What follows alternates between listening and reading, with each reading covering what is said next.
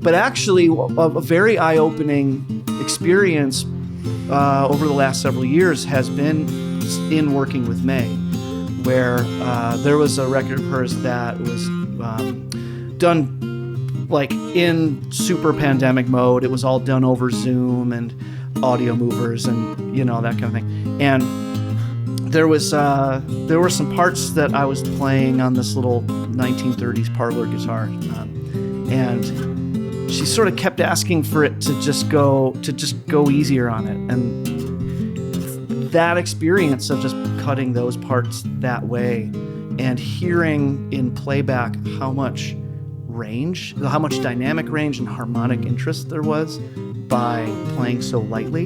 And again, like kind of the way Victor Wooten might let the amp do the work for him, like the mic gain allowed me to like still register in the track, but be light like that.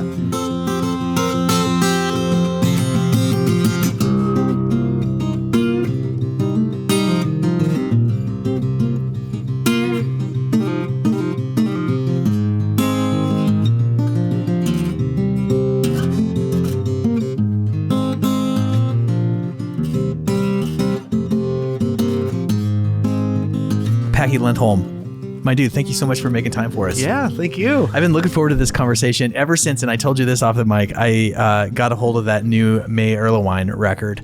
I know you've played on a couple of them, but for whatever reason, among the albums I've listened to this year, that one just stood out, like announced itself from moment one. And I'll just reiterate what I said to you earlier, which is the things I like about that record are, I mean, the songs are really great in a way that feels like true and also just like easy to digest. Sure. Which just speaks to May's phrasing. And did you guys co-write the songs, or is it no, all the songs are all May. All her, yeah, fantastic songwriter, yeah. May Erlewine. Oh yeah, and her great voice. Yes, but the fucking sounds on that record, it's just the musicality of the instruments and the space and the conversation. And I remember going for like a long run a couple of months ago, which is oftentimes if I'm like really want to just like listen to a record all the way through. And coming home and just like wearing my poor wife out while we made dinner. I'm like, this the guitar crunches just like this. And I'm like not a guy who like goes into rhapsodic praise over music necessarily, but sure. I was moved to do it. So wow. Thank you so much for that. Thank you. Yeah. And I'm excited to talk to you. Okay. That's part Great. one. Okay. The other part is then seeing you last weekend or 2 weeks ago, maybe very recently, at a venue here in Nashville, the Blue Room, when you were opening for Phil Cook, another fantastic musician. I was just like, man, I got to get this guy on the podcast. It was just like just you and solo guitar, and it was fantastic. Thank you. It was awesome to see your prowess live in a room. And I'll stop talking and just say thank you for being here. Well, thank you for having me. So we have only met one time before, really, which was when you were in this room accompanying our friend Anna. And I learned from that conversation that you had just recently moved to Nashville. Yes. And my first question to you, sir, is what took so long? A lot of people here are asking me that. A number of them are the people that have been asking me what's taking so long over the last like 10 years or so. Because I have several friends here who, you know, they've been here, they've loved it, and they've always told me that this is the place for me. But I've never lived outside of Chicago, essentially. And I had so much built up there and just so much kind of going on there. And it felt, the prospect of moving away from all that was a bit scary, daunting. And it was, it took a while for me to kind of reach a point where I felt comfortable doing such a thing. And did you just kind of like take early or kind of tentative, you know, week-long trips, or like kind of dip your toe in the water? Or how did you make that transition? I've been tons of times over the years, sure, you know, to come see said friends and stuff like that. And I played here. I played at the at the Bowl with Theo Katzman in 2023, and I met a couple of the pitch meeting folks, and I met Eric. Oh, nice. Pitch. I know he's been on the show. Yeah. And Love Eric. he's a nut. He's a total ball buster, and he's hilarious, and he's an incredible musician. One of one. And he's a special cat. And he's one of those guys that if anyone he meets in town, he says, "Welcome home." He just wants to pull everyone in. And so he brought all of that energy to when I met him, and he sort of planted a lot of seeds of thinking about what could happen here. What's here to be had, if I brought what I can bring to it and stuff like that. And then it started to look like a thing that could happen. And I was reaching a certain type of burnout in Chicago with everything I was doing up there. And I had a studio up there. I was doing a lot of production, and helping people make records was like one of the main things I was doing, and gigging around town and that kind of thing. But I was sort of reaching a point of I had kind of just had enough of carrying the load of like the full service production thing, and started thinking about if some way that I could burn this whole thing down, or just focus on one thing that I do, or something like that. And it was at the very same time that I went up to Theo's ranch in Michigan to record that album with Phil and a few other guys. And we and Theo had and we had a conversation in the last day of recording there, where he sort of planted the seed of that he was thinking about at least spending some time in Nashville. And he sort of posed it to me in this little bit of a like, what does that feel like to you kind of way? And I was like, and suddenly it just occurred to me that like, oh, that's a thing. I could just do that. Like, why not just try that? I've never been that kind of guy to up and do and try that. And it turns out that a really dear friend of mine here was getting a second house and wanting to rent out the house that he was living in, which is the house that I would visit every time I'd come to town. And I have so many great memories in there. It's such a positive association. And the timing of when he and his family were getting out of that house was going to align very well with when I was wanting to get down here.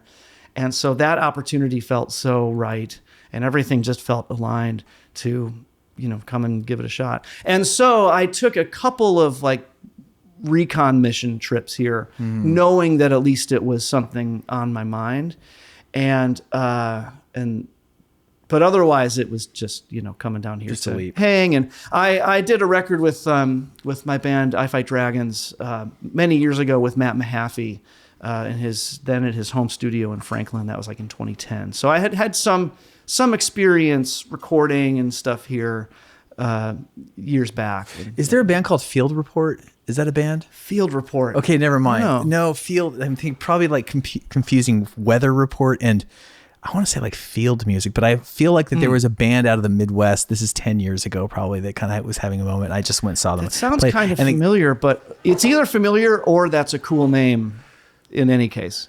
But yeah, we'll take it. Sure. Okay, yeah. You weren't in that band. That's where I'm going. Okay, cool. No. So it's my gut feeling is perhaps too, because you were like playing with Theo at the time. You probably had some bigger or tours, some tours lined up, so that you knew that you're probably going to be okay, at least in the medium short term. Well, the good news is Nashville is just close enough to Chicago that I could keep doing some of the gigs that I had there too. Like I play in a wedding corporate band thing that's booked, basically every weekend that I would want to go and do it. That band is also very flexible with me, like jumping off if I have to go on tour and that kind of stuff. So very accommodating to my kind of other paths and touring and stuff. So I knew that I could always keep going back there to do those gigs, between tours and things like that. So, and I'm still keeping that up. I'm kind of doing a more or less weekly commute up there to do some of that work. And that kind of helps smooth out the rest of the week when I'm kind of finding my way here. Great. So, which is, it's nice. It's nice to have that, to sort of support this path. it is getting a little tiring doing that commute. I'm usually flying. Sometimes I drive if there's a bunch of gear I got to bring or something like that. But like, I don't know if you've thought about this, or one thing that I noticed when I moved here, which was a long time ago now, like 20 years, and I moved from Seattle and was reluctant to make a move like that for this very similar reasons. I had a whole thing and a career and an income that was associated with a fan base that was up there. And in hindsight, it's very uncharacteristic that I did this, moved to Nashville. Like when you were saying, like, I had never, it didn't occur to me that I could do something like this. I was like, yeah, that rings true. Yeah. But one of the challenges I wonder is, like, as long as you're kind of like jumping out of the pool to kind of keep body and soul together, that's that time you're gone. You're still like, it's hard to like expand here. It's whenever true. You're not here. Yes, and it's it does feel like a bit of momentum always gets broken up by the trip or by the return and the recovery from the return. Especially because I'm trying to take early flights to get back and to be in town as much as possible. But then that means that I'm like super tired when I do get back, and so I'm still kind of finding a flow with that. And hopefully can start maybe spacing those trips out a little bit more. That kind of thing. I do have a bunch of little tours with May coming up that will break that up, or at least if I'm in motion, at least it's tour motion and not commute motion and that kind of thing, which obviously that's not time here building my thing here, but I still consider that part of building the larger thing. Let's talk about guitar. Yeah. This is what I noticed about your guitar playing, apart from just being like really inventive, but you have a great touch on the guitar. And is that something that you notice about your own playing, or you endeavored toward when you were kind of building up your skill set? I suppose it's not something I thought a whole lot about early on. I know in my early days, I was really into Rage Against the Machine, and I was reading Guitar World articles from Tom Morello and stuff. And he mentioned having a really light touch, and that sort of didn't compute to me at the time, just as heavy of music as that was. Yeah, because it sounds so loud. You think you have to dig into everything so hard to do that, and it took a long time to realize that like the equipment can do a lot of that work for you. Even acoustically, it's all in there, and kind of actually Victor Wooten kind of exposed me to the light touch, let the amp do the work thing, and kind of realizing that there's a whole range there to work with. But yeah, for a long time, I feel like I was just hacking away and making my wrists hurt and, just blistering my stuff and all that. So, but actually a very eye-opening experience over the last several years has been in working with May, where there was a record of hers that was done like in super pandemic mode. It was all done over Zoom and audio movers and that kind of thing. And there were some parts that I was playing on this little 1930s parlor guitar, and she sort of kept asking for it to just go easier on it. And that experience of just cutting those parts that way and hearing in playback how much dynamic range and harmonic interest there was by playing so lightly. And again, like kind of the way Victor Wooten might let the amp do the work for him, like the mic gain allowed me to like still register in the track, but be light like that. And I realized that the ceiling is the ceiling. You can only hit the thing so hard, but the floor is pretty much infinite. So if the more you can lighten up on the touch, the wider the sort of headroom or range is. And that was something that we really dialed into in these records that we did at the ranch with Theo. The last two May full lengths was everybody did that because we were so in an open room and there was mic bleed everywhere, and everybody had to be very controlled. And in doing so, it made everyone's tracks like in playback huge because there was all of this all of this dynamic and harmonic content to what we were doing by focusing in and playing that quietly. It's like the opposite of compression in a way. Yeah, like, it's expansion. Yeah, yeah, for sure. Where you're, by bringing the floor down, the ceiling gets actually higher. And the dynamic range increases. Yeah, That's so exciting. My mind goes to singing because I think of the tricks the little hijinks that I pull in front of audiences from time to time. I'm probably a singer a bit first and an aspiring guitarist second. Cool. But from touring a lot, I noticed that very same thing where it was just really important to get the monitors to a level that I didn't have to push at all. Yeah. Because when I didn't have to push at all, then I could really be artful. I could really just deliver my voice and myself into the song wholly without feeling like I had to cut. Sure. And another person who's really good at that, I noticed this is apropos of nothing in a way, but the mandolinist for Watch House, Andrew Marlin, is really great about that in a live situation where I saw him play at an outdoor festival where everybody was mic'd up, and which is often a very difficult situation for acoustic instruments, let alone like 5 acoustic instruments. Right. And he's playing mandolin lead, and just like the effortlessness of not trying to dig in and cut, just like letting it do it. Sure. And it just made the tone, it just filled the space. It was so lovely. I've never been able to tell him that personally, but maybe he'll listen to this podcast. But anyway, there's so much artfulness to Les. Yeah, it opens up all of the air around the instrument in a way. You're not just pushing it, And don't get me wrong, I love hacking away.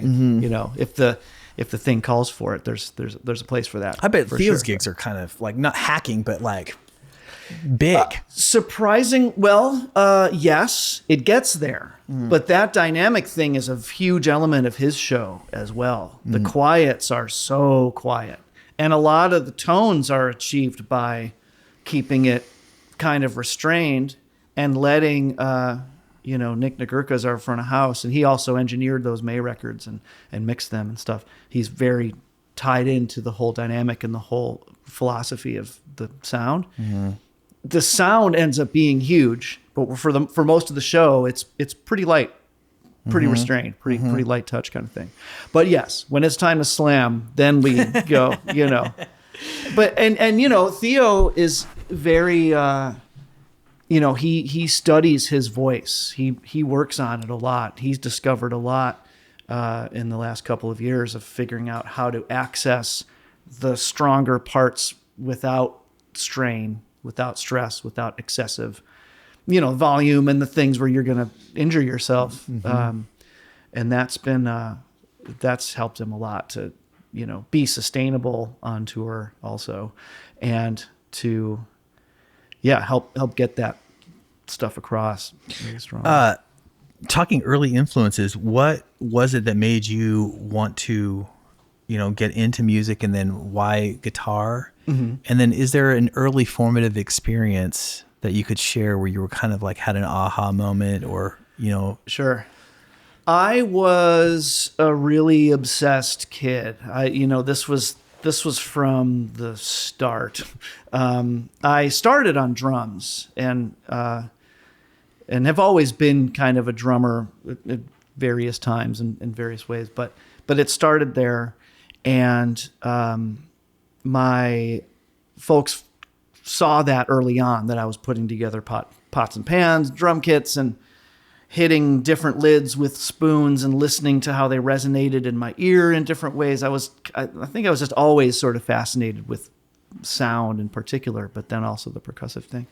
And so they got me a toy drum kit when I was 3 that I just adored, and still managed to kind of destroy in experimenting with stuff. I remember the ways that I kind of ruined that kit, but that was my first kit for quite a few years.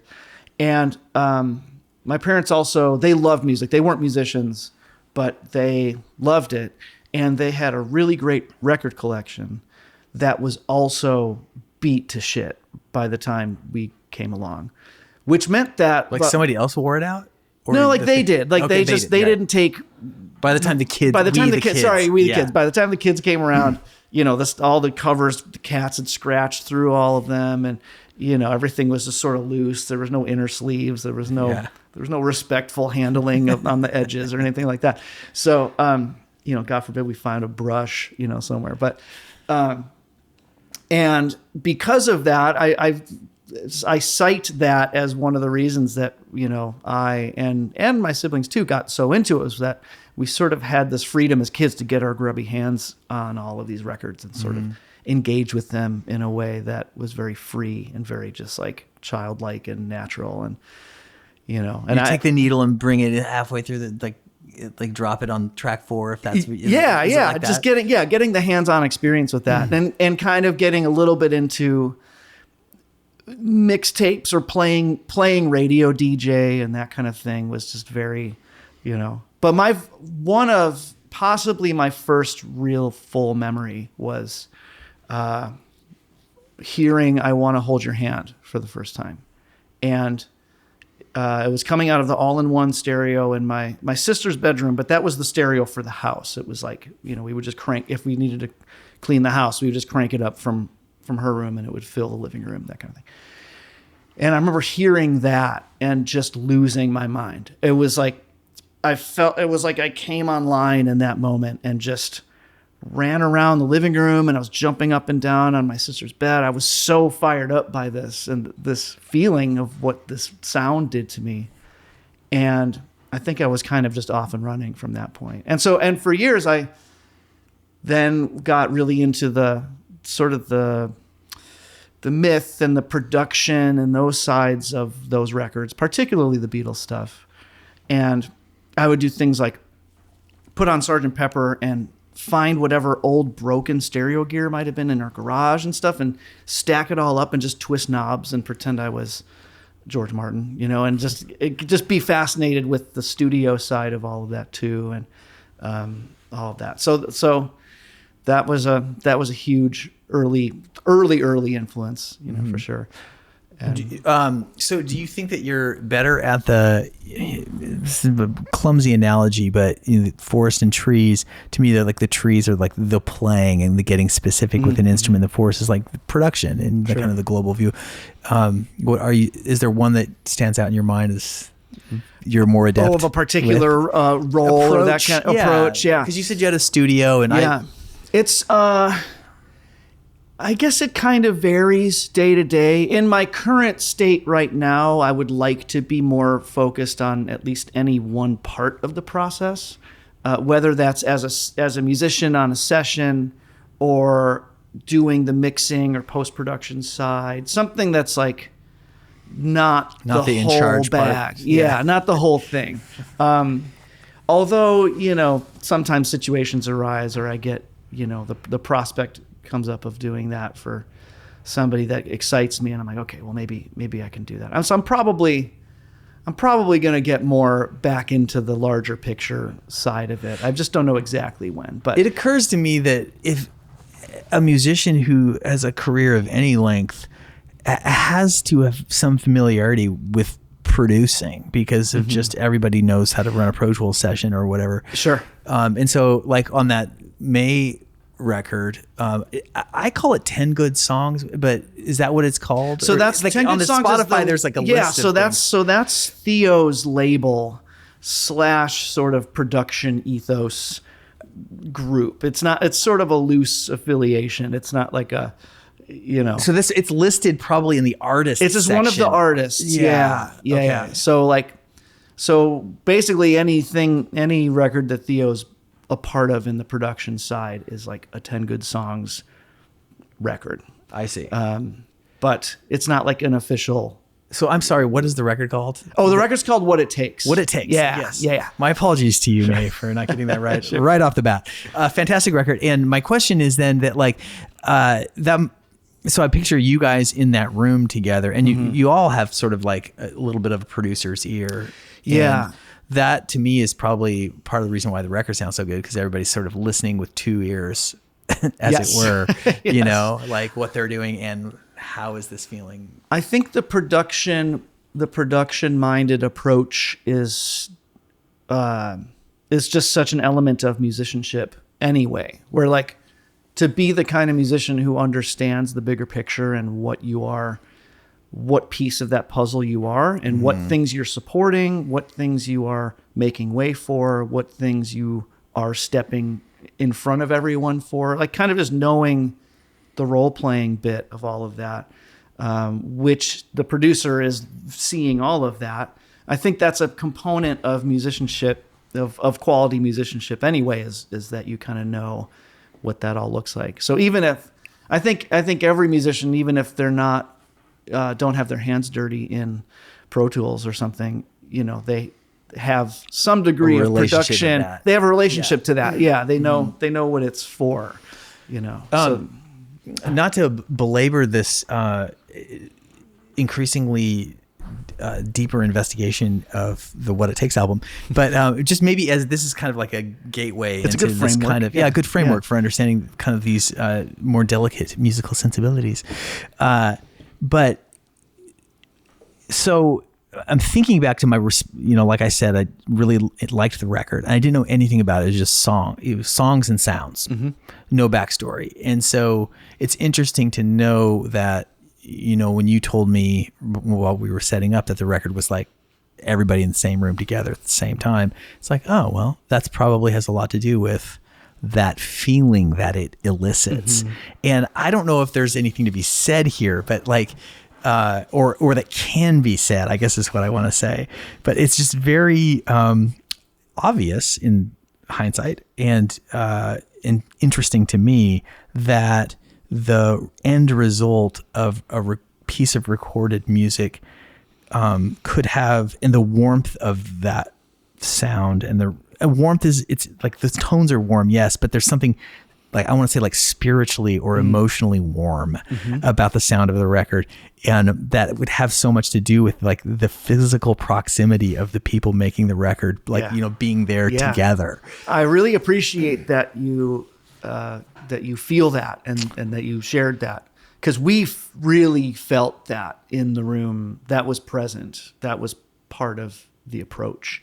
And I think when you get that right group of people in a circle to do this together and to sort of to focus on what this is together, and not only in the technical sense and the timing sense and the, you know, catching the cues and making sure you know what's going on and who's going to take something where, what are we leaving open here, all of that stuff, but also just the heart of the song, the intent of the song. It's an important part of the process to have May, before we like do the take, really kind of just set a little intention of what the song is about, where it's coming from, what kind of spirit to bring or think about while doing it. And I don't think that necessarily has like a direct, it might not inform your like note choices or something specifically, but it puts your heart into the place of what it's about. And I think there's that emergent thing of people in a room doing that together is like, you can't really replicate that any other way. And that's the really magic thing about that to me. Well, and also I wonder too, if you're having these decisions as a band, you know, you're having a conversation before recording take one. In my mind is like, I replay this, I wasn't there. But in so doing, like everyone's kind of having like, even if since nobody raises their hand and says, I think it should be like this, they're like hearing the conversation, like, I'm making a choice here in advance. And so it becomes the result of it's a collective exploration or creative process, rather than sort of a masterminded that like guy who calls in the overdub guy later. Oh, we're going to do all the organs this week, and it sounds fantastic. And the guy comes in, he nails it. Well, that little part, we should fix that. That is such a different way of recording music. Most of the songs were presented in that moment. Like oftentimes we don't really have demos. Maybe Theo knew some of them or had voice memos or, you know, some stuff. But by and large, the songs were kind of presented in that moment. And it was like a very quick process of just hear it, here's a couple of changes.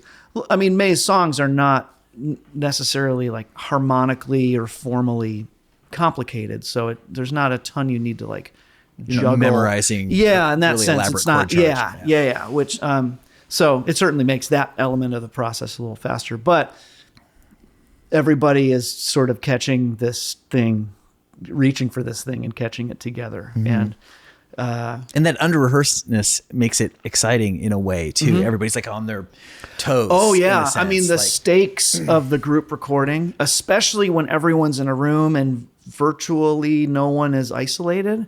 I mean, maybe the bass is being taken direct, and maybe, as in the case of one of the songs, the amp is on the porch of the ranch and just blowing out into the forest to a binaural head mic that's 75 feet away.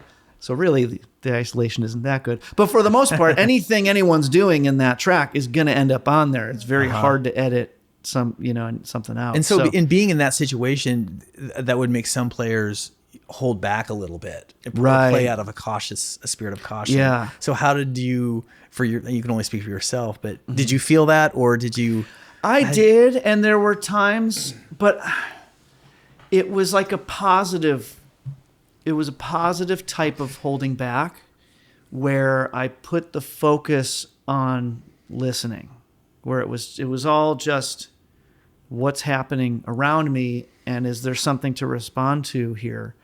And if there's not in that moment, it's okay not to. And even, there were songs that had solos and things I would have to step out and do the lead on in that moment. And that's kind of the highest pressure from the standpoint of like, you're the focus of the thing. You were still doing the solos in that same way? Yeah, like, in the live cut, high wire, no. And we're only getting a few takes of these songs. So it's not like, it's got to be right. And so I guess I just found myself slowing down a bit just of the thought process and not feeling like I needed to do too much, or like whatever you're going to go for, know that it's there and like really care that you're going to hit it. And, but there's always little windows of like, you're going to jump off the cliff or do something. And,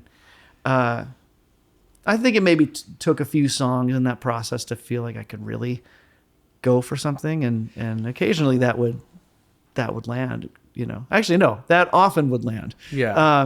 And it lands when you feel those stakes in a not in a negative way, but like in an encouraging way. A lot of cool stuff happens. And you hit things that you think you might not, just because it has to happen. I don't know. There's some kind of belief behind it. Well, my mind goes to the difference between stage and film in acting. And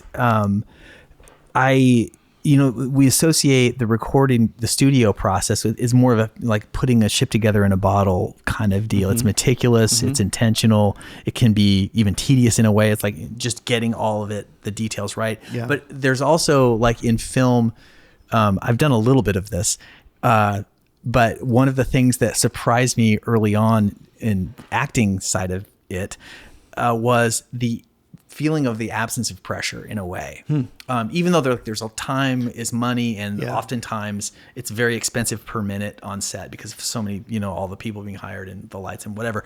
But at the same time, like everyone's rooting for you. And like you're picked, you're not auditioning. You've already auditioned. You're in there, you're going to do your thing. And because of the nature of filming, unless like I haven't done a thing where I had to do like a 4-minute long oneer or something like that. So most of it's just like shorter scenes. And with that, you have this like feeling of like, I can, if I fuck it up, it's fine. Yeah. Like, so sure. that feeling of like, it's really freeing and nice in a way. At the same time, you're trying to get a great take, and there is that sort of pressure. But just so in studio, like I'm the kind of player, I have some chops for a singer-songwriter. Okay. I spent some time chasing Tony Rice for a long time. I can do it. But for me, I have to, like, I'm a lot better if I can think of in advance, like what a solo I might want to play is, and kind of put it together and then play it. Sure. Which makes me like not a great guy to give a call to come in and just like know that you're gonna I'm gonna like be a ringer. I'm not a ringer, but so like I would be a terrible in that situation of where it's just like high stakes and like, Corby, you got this solo and it is forever. Yeah. And so anyway, to bring it back to the original analogy, stage is much more like that in a sense, except that it's more like acting for the stage, except it's being filmed live and it's going to be seen by tons of people for posterity. Right. So it is like the best and most intense kind of combination of all of those worlds. A little bit of everything. I think that's why, like, I'm sorry for just belaboring this all, but I'm also like in my own, I think part of the reason why I have this podcast is because I'm on my own intense creative journey, and I'm trying to understand better insofar as like music goes, like what matters to me so much about things, and what, like, where am I going? And not to turn this like into a music therapy session for me, but I noticed that like what you're talking about, like I love that record, and I also similarly like love small production, like small ensemble live scenarios for a very similar reason. And I increasingly care as plugins become more and more available. I care less and less about wild sounds or like really interesting creative choices in the studio. You know what I mean? Like those choices, I think about this a lot because the technology exists to where really any tone that was impressive or subversive or challenging was any of those tones that have existed are accessible in our pocket essentially. And that the statement of that sound doesn't matter as much anymore. Like it doesn't express what it did when the Kinks were slashing speaker cones to make a fuzz sound. Like that was a challenge. That was like a poke in the eye of something. And now we have every Eddie Van Halen tone accessible, all that stuff.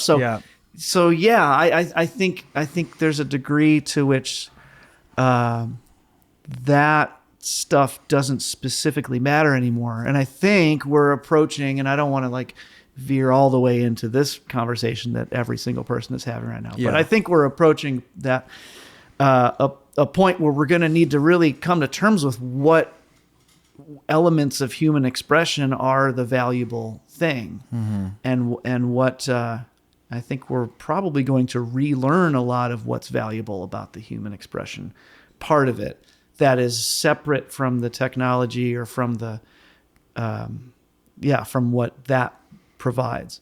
Or it becomes a thing of like, what are the new ways that we be challenging with the technology? What are the new ways to disrupt? Because there's no shortage of eyes to poke still. We just gotta poke them. We gotta find. So I don't know what that is exactly yet, but I think you could look at a lot of points in history and nobody really knew what it was yet until someone found it and then started poking all the eyes. So I mean, like I always appreciated the disruptive elements of music, and obviously like that's what it kind of attracts you. Maybe not necessarily, but did me. The first time I heard the Velvet Underground, it just felt so fuck you, in the coolest way, and there's endless variations on that fuck you attitude, which like the late great Todd Snyder, who just passed, had very much his version of that, and it wasn't a sonic fuck you, it was a lifestyle, it was a being kind of thing. And so there's an eye to poke, and that's available. That's not contingent on sonic expression or sonic choice in a way. So that's encouraged. That's hopeful for me. Well, and each of those examples had their own craft as well. Like they were very different. They were of very different like traditions, but they were really dug into that. And, you can look at so much of Lou Reed's work like on paper, and that holds up. That's an incredible song there. There's, and obviously with Todd, all of that is so much in that too. Again, like kind of different styles of it, but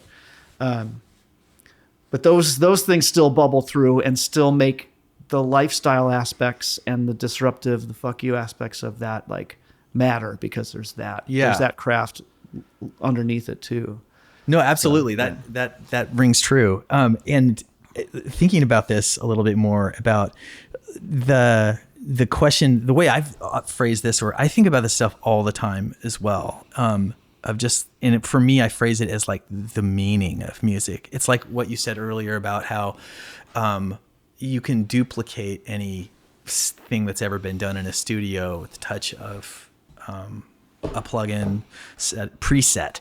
And it just makes it instantly, as soon as there's a preset available for a sound, that sound is now rendered forever like anodyne. It's just like a matter of indifference. Yeah. Like, yeah. If there's nothing, it takes nothing anymore. And it's that's just the tragedy of it, because those presets are based on iconic sounds that were built to serve an iconic song iconically. Yeah. And now it's like, if you're gonna sound like Walking on the Moon, like everyone's gonna know, like, oh, you're using the Walking on the Moon. That's that. Yeah. So, And so what has meaning? Like when I think about, just to bring it back to May's record, the sounds aren't new. I'm not judging, it's just like, it's a new arrangement of familiar sounds. Right. And yet in a way, so I'm exploring this here. Yeah. Like, what is the subversive element of that, or the meaningful element of that? I think we've got at the meaningful part of it, which is just like this exchange between really high level sensitive musicians that all happen at the same time, which is like incredibly meaningful and hardly ever happens. It reminds me of it reminds me of how they used to record the Sinatra records, or like Bobby Darin, where like the arranger would come, he'd put together music, hand it all out. Yeah. Like Bobby would stand on the platform in the center of the room, and they just like, boom, give it one go. And that's why it sounds so musical. Yeah. Because everybody was there at the same time. Fantastic. But I think therein lies the subversion, because we've spent the last 25 years really building up all of these systems that let us build the ship in the bottle in such a meticulous way like that, as Jerry Garcia would say, that they would say making their records was building a ship in the bottle, and then doing their shows was being in a rowboat in the ocean. And I think by getting people together and getting in that rowboat and expressing the thing again that way, I think that sort of subverts the modern way of doing things and assembling things, which has its place. And I'm not, I'm certainly not a hater of that, but I think that's sort of maybe that's part of the pendulum swing of methods and aesthetics and that kind of thing. I think that you brought your guitar with you. I wonder if maybe we could, speaking of subversion, probably have some live subversion here in this room. Oh, would that be okay? Would you play? How about it? I'll play. Sure. Tell me a little bit about this piece, what you're going to play, and maybe you could set it up a little bit. So it's really funny that you have me here performing as a solo guitar act, as it were. This is really the second time that I've ever performed this piece, or really ever as a solo guitar guy. So for that show that you saw me play at, Phil Cook called me up about a week before. He said, I need an opener for my solo piano show. I'd love to have someone in the family be a part of this. Do you want to do it?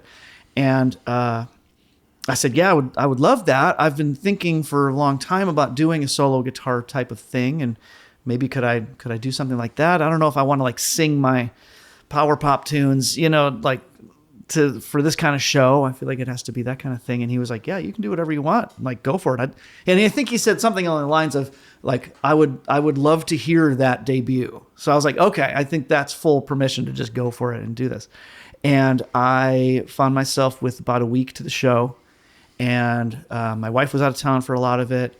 And I had a surprising number of kind of free days in that stretch too, which any other scenario, I would end up just like kind of panicking on my couch, just not knowing exactly what to do, and then just like shutting down. So it was really good to have a project for those few days. And then I just kind of started trying to write and find some stuff. And I was playing through cover tunes and thinking about just what would work in this context. And in doing so, then I found a couple of riffs and a couple of things to just develop and kind of little wormholes to go through.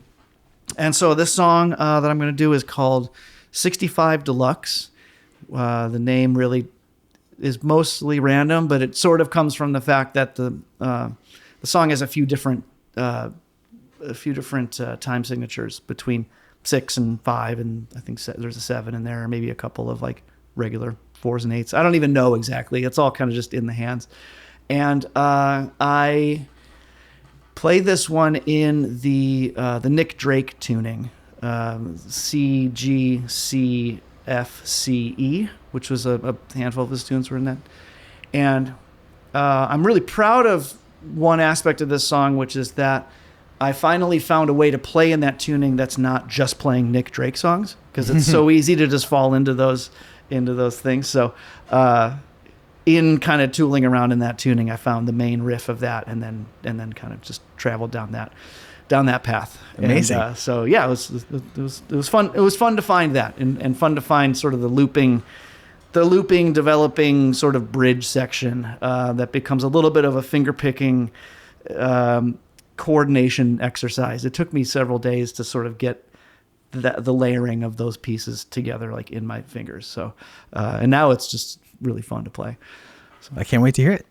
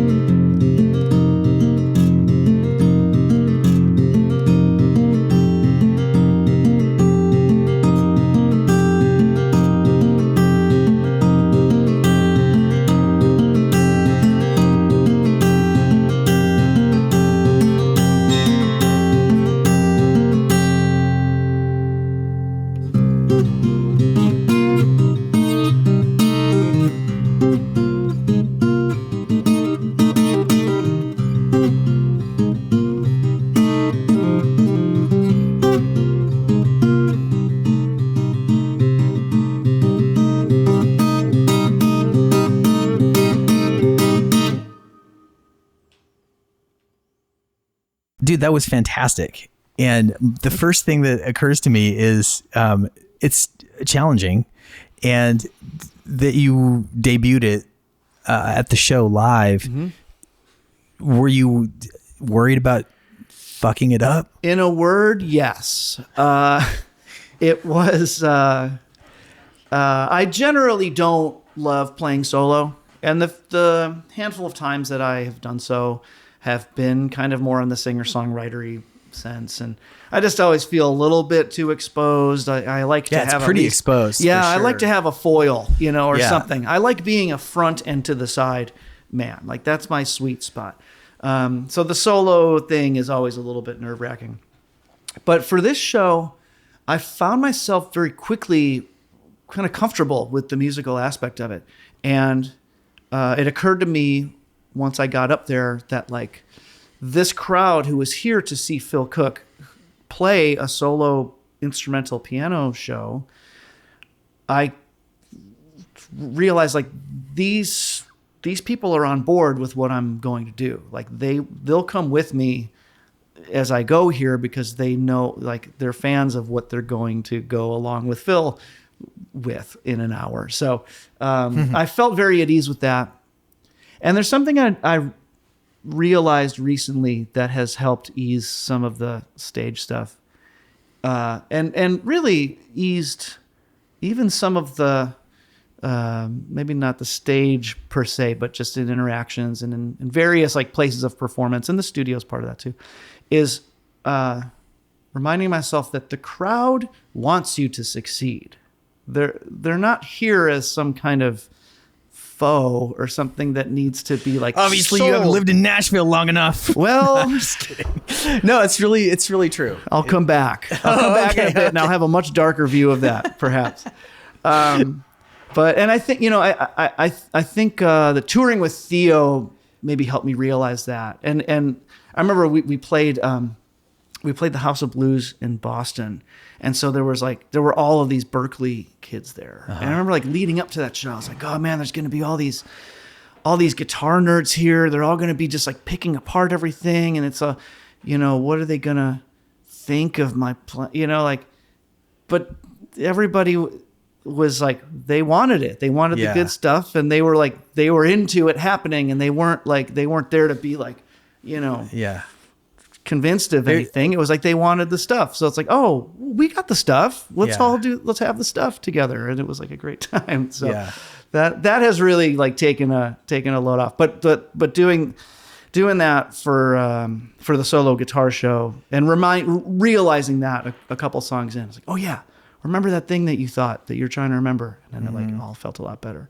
Talking to the people is still a challenge, but that's its own thing. Something that always helped me, because I played a ton of solo shows, and some of them had little moments of. From my version of that was that, and this took many years to unlearn this kind of habit. It's like when I was coming up with all the other guys that were trying to be musicians, I was like, I'm gonna fucking show you. I had a little bit of not a chip on my shoulder, but I was definitely, like, competitive. Sure. And that was a metric that I could understand, like Flash. Yeah. And but that whole spirit in which you're offering that is not it. Which obviously. Yeah. And so, and then when I found that when I got in high pressure situations and I had that spirit, I would inevitably, like, crash and burn. I've had a few moments where I just tanked so hard that, like, I just literally could not even play, and I'm in the middle of a song and I'm like, this one of them was for a song contest. I've hung in the song contest world a little bit. Sure. And a whole other conversation and things. There's terrible ones that you should completely avoid, and there's some that are really helpful for, like, a touring singer-songwriter. Both in, like, the feather in your cap is helpful, but it's more the people you meet, the people that are like that kind of music, and the other people that are doing it. Anyway, Planet Bluegrass in Colorado has a couple of festivals. One's Telluride, but Telluride Bluegrass, that maybe you've even played it, but no, but I've heard of it. You've heard of it, yeah. And The other one's a folks festival, and they do like in Lyons, they have a couple of different festivals, but there's a song contest associated with Telluride that if you get, tapped, you're a finalist for it. It's really awesome. You get, free ticket and you come up I can't remember what the stakes are if you win, but it's a cool one to win. And I was a finalist for it, and I got up there and there's like thousands of people there, and 1,000 people probably there. Sure. And, but there's judges. I don't know where the judges are. Right. But so you're being judged. And so that's like not a natural music environment. Active threat. Yeah. It's an active threat. There literally are people with their arms crossed and you're being rated, so that situation. Can't help you there, bro. Yeah, that's a problem. That's going to be a problem. And like playing, I had my like flashy song, and then just the pressure and the high altitude. And I just I just crashed so hard. Anyway, the story doesn't end. Like I did not win or didn't even place, and it was not a happy time for me, but it was an important learning thing. And the thing that, for the purposes of this conversation, what has helped me before then and since, after I kind of embodied this more and played hundreds more shows, was like to just go like with everybody, like I'm like not showing off here. I'm here, like if I fuck up, like this is I'm here to like show you that you too can do this. That's kind of the spirit. Right. It's just like, great. I'm just a guy doing his best to like pass a few minutes, pleasantly. That is my whole agenda. And if part of that's like kind of crashing or hitting a couple wrong notes or whatever, or making you like, that is all part of the show. Right. And that's a little pulled from Todd Snyder, or that ethos of just like, that said, I still love like beautiful playing, which is why I love your playing so much. Anyway, but you want to offer beauty, but it's an offer. It's an offering. Exactly. It's part of, you're living and dying up there just like everyone else. And it's the same for me with like releasing music. It's really easy to get caught up in the, like, how's the song going to do? How many, like what, how many plays is it going to get? And in some ways that's like unavoidable. You want to care, you want to have an impact, but it's, paralyzing, to do that. And then you're inevitably dissatthouged no matter what happens. It's just not enough because there's somebody else that's way. And instead of just like having this has been helpful for me, though it is not a panacea by any means, but just to like, this is what I have to offer and I'm offering it. Sure. Yeah. That's it. It's just like, hey, this is, I think it's kind of cool. Here it is. Like, here it is. It's largely why, I make records of my own as well. But I don't really pursue the recording artist entity thing, kind of to avoid that whole feeling of the race of the thing. It's like, if I can carve out a little time in my year to make something and have fun with it and present it and put it there, and there's a handful of people that want it, and I can get enough people to like buy the vinyl to pay for its manufacturing. Great. Yeah. Yeah. And that is a spiritual pitfall that I have tried to avoid. It's very difficult to navigate. And it's like that. And the target's always changing, and the cheats are always cheating differently, and what is a real number anyway, and what, all of it. Yeah. And the higher up you go too, and I don't know this firsthand, but there's, like people start to be dependent on you. You start to be a small business. Sure. And, like I thank God, but I don't know what it would be like to be an artist, with a like management, like big, not just like a buddy manager, but like big management. And like, that they're sitting there they're going to tell you you're wonderful, and they're going to tell everybody else, but they're also just sitting there like, I don't know if that one was as good as this last one, and I don't know. Right. There's always that growth thing. And there's just so much pressure in all of that. It's just like, better to just like have a little studio and start a podcast and have some shows and have fun with your friends. And well, I think I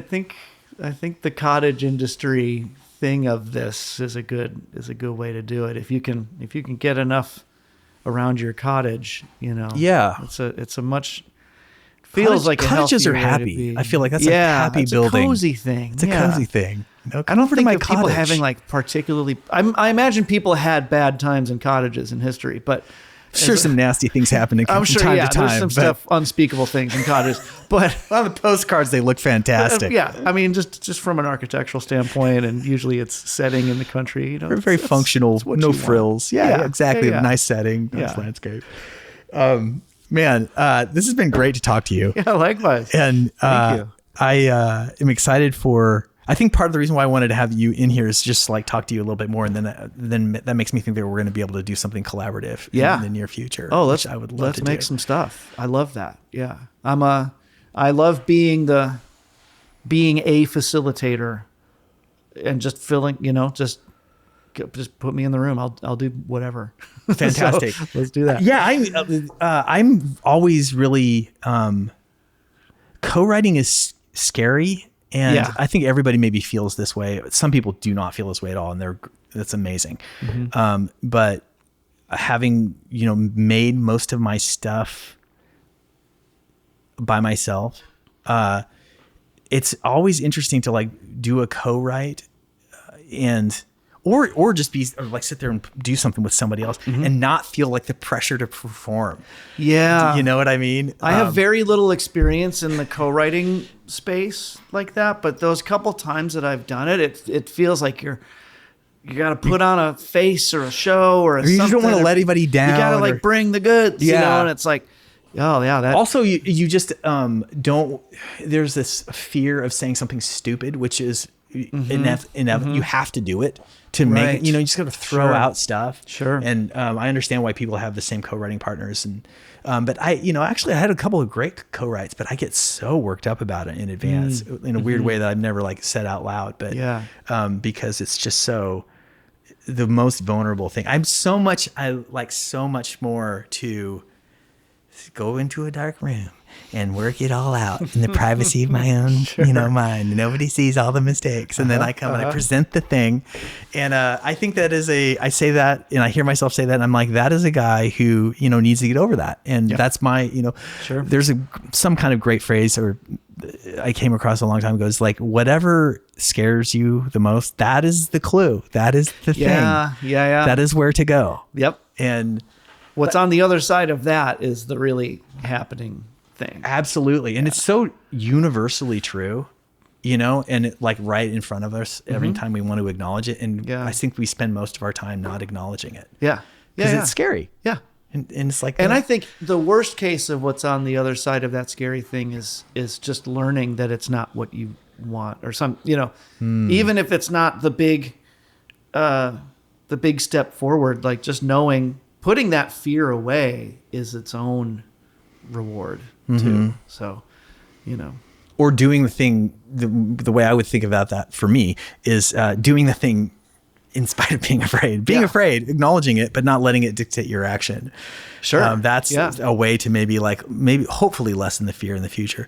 I know that like for me, like I'm in the process of writing this novel. Okay. This is another thing that I'm doing. And that's like my daily battle. And the terror that I associate with doing that is so irrational and enormous. Like when I look at it and I go like, what is the source of this? What are you so afraid of? And I'm like, well, I'm afraid that it will suck. I'm afraid that not even that anybody else will see that it sucks, but that I will see that it sucks. And then I will know that I spent a bunch of time trying to do something that was hard, that I wasn't sure that I could do. And then I would find out that in the end I couldn't do it. And like that, so it's like, I can laugh at that, but it's like, oh, that's so, then, okay, keep going, Corby. Then it's like, well, why, what's so, okay, so you say that all happens. Right. Say that you find out you just did a terrible, and you're like not a writer. Right. Well, is that the end of the world? Maybe that's okay. Maybe that's okay. The thing that you learn, and then you can put that behind you, and then there's other paths to chase and other things to find. And now you know. Somebody asked me recently, when was the last time I quit something, and what did I learn? And I thought about it for so long, and I went like, this is not a brag or anything like that. This is an admittance of liability, which is that I don't know if I ever have. Wow. Yeah. like really have. Sure. You know, like sure. I've pivoted. I've Okay. done a ton of pivoting. Yeah. And like I've set things down or made like I'm not like actively writing a ton of songs right now, or I'm like even trying to hang out my singer-songwriter flag at this moment, but I haven't quit it. Right. I'm just like I'm focused on some other thing. It's right. Something has come in and sort of pushed that there, but that's still there, and you haven't. And so like I don't know if I off. know how to quit. Yeah. Like and Yeah. that maybe is an enormous Here's a quick pivot on that, which is that I got divorced a long time ago. And before that, I remembered thinking growing up, like, I'm divorced. That's what quitters do. That's people who just, it's just too Right. fucking hard. And let's just go our separate ways and we're going to quit. And in my own process of doing that, which was the most painful thing that had ever happened to me in my life, and also took so long because I'm not a quitter. And then I finally did do that. I had this new perspective which was that like, oh, it's actually incredibly brave in a certain way. We didn't have kids and stuff like that. So I'm not saying this is a categorical, like you should get a medal for getting a divorce, but I had a new, appreciation for quitting. Yeah. You know what I mean? Yeah, and yeah. so maybe I just need to learn to quit some shit. God, my wife would probably There's have something to say about this is that. it's a version of the power of no, or Yeah, making for sure. making the space that you need to do the things that you really need to do or want to do. But it's hard. It's hard to say no, even if it's no to yourself or of a certain path of something. I struggle with that a ton. You do. And I don't know how much of that is. Well, how much of that is like the guilt of turning down work, especially like saying no in that sense of like, hey, can you, like I've had to turn down some production offers lately, and it's so terrifying up to that moment of doing it. And then once you send that email, it's like, it's so freeing actually.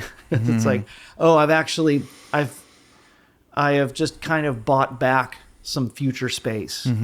And what's funny is that oftentimes when I do that, some other way bigger yes comes through, like right after that, where it's like, oh, that was the thing that I wanted to be going with. And actually, there's a microcosm of that in some of my songwriting process, where and not to get too into this part of it, but my last few records have been like song a day kind of things, 10 songs, 10 days, written from scratch, recorded, everything.